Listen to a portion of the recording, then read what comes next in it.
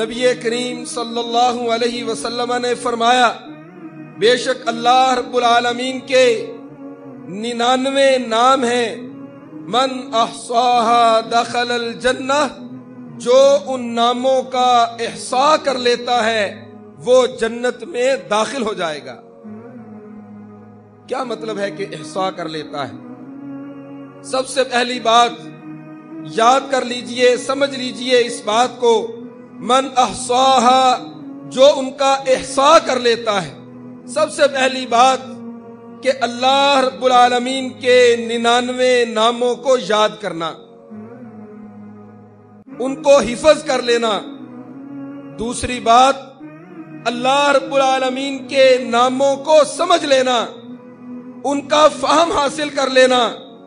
مثلا اللہ رب العالمین کا نام ہے السمیع، وہ سننے والا ہے، وہ ہر وقت سنتا ہے، ہر کسی کی سنتا ہے۔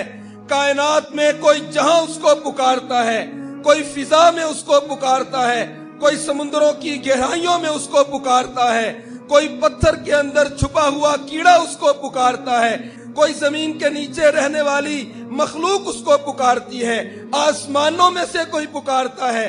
السمیع، وہ سب کی سنتا ہے، ہر وقت سنتا ہے۔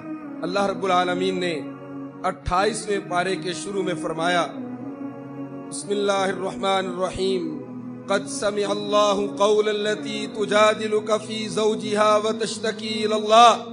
نبی کریم صلی اللہ علیہ وسلم سے مخاطب ہو کے اللہ تعالیٰ نے سن لیا آپ کے پاس جو عورت اپنے خاوند کی شکایت لے کر آئی تھی، اللہ تعالیٰ نے اس شکوے کو سن لیا۔